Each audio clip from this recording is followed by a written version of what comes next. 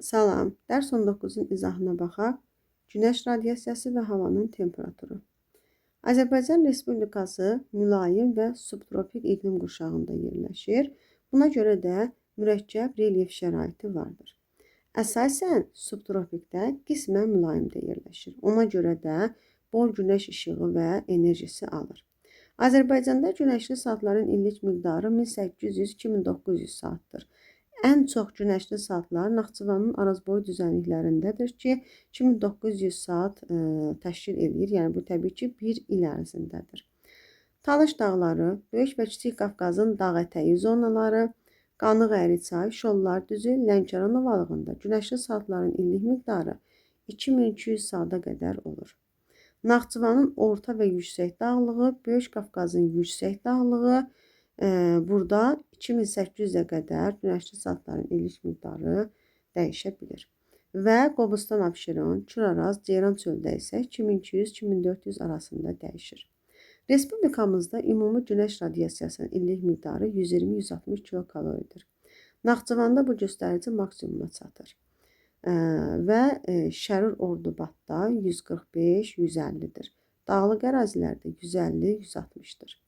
Kür-Araz ovalığında radiasiya 130-135 kilokalori təşkil edir. Günəş radiasiyası dağ ətəyi və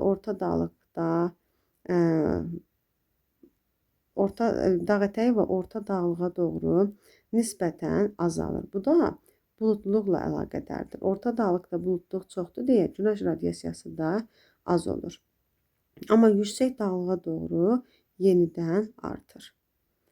Günəş radiasiyası ən az Qanıq-Əyri çayda, Şollar düzündə, Lənkəran ovalığında, Talış dağlarında qeydə alınır.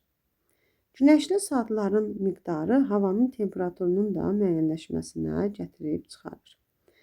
Kür-Araz ovalığında havanın orta illik temperaturu 14-15 dərəcə Selsidir. Bu orta dağlıqda 4-5, yüksək dağlıqda isə 0 dərəcədən aşağı ola bilir. Deməli, yüksəklik artdıqda havanın orta illik temperaturu aşağı düşür.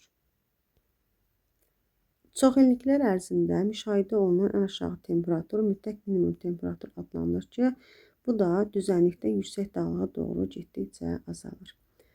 Azərbaycanda ən aşağı temperatur Culfada -33 dərəcə, ən yüksək temperatur yenə Araz boyunda, yenə Culfada müsbət 44 dərəcə qeydə alınmışdır. Amma Culfada maksimum 46 dərəcə olmuşdur. Bu da Naxçıvanın Arazboy düzənliklərində iqlimin kontinental olmasına gətirib çıxarır və Arazboy düzənliklər Respublikamızda ən kontinental ərazi hesab olunur. Azərbaycan ərazisinə daxil olan hava kütlələri. Respublikamızın ərazisinə Arktik hava kütləsi daxil olur ki, bunun da 2 yarım tipi var. İlin soyuq dövründə Azərbaycan ərazisinə daxil olan hava kütləsi temperaturun aşağı düşməsinə səbəb olur. Arktik hava kütləsinin kontinental və dəniz tipləri var.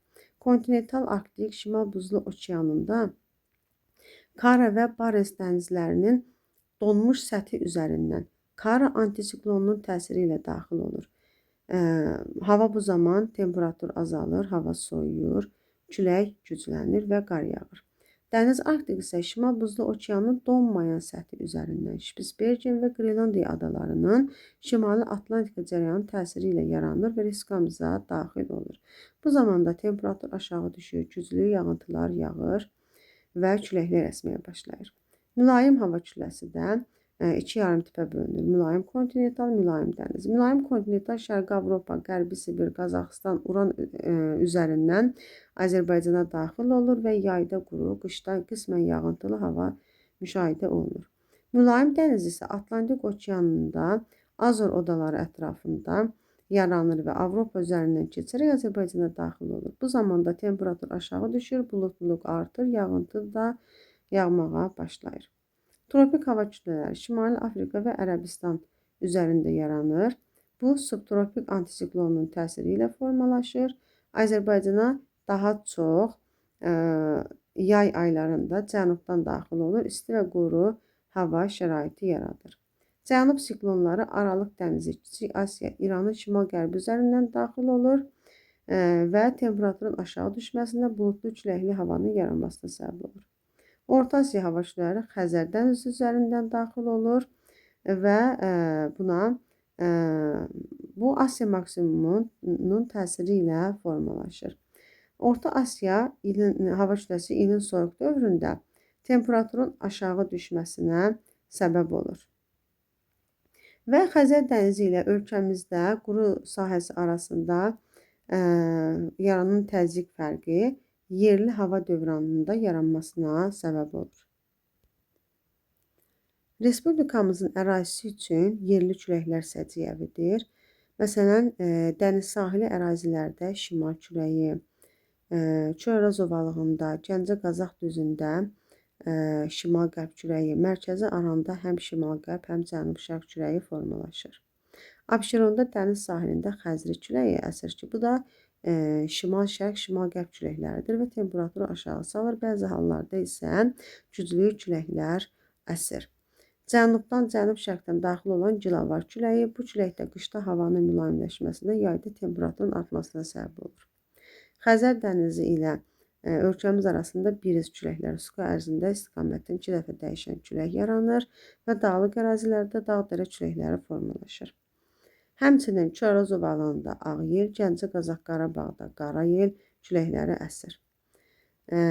Və fövün küləyi ilin soyuq dövründə dağlıq ərazilərdə əsən isti quru küləklərdir və bu da təsərrüfata ciddi ziyan vurur.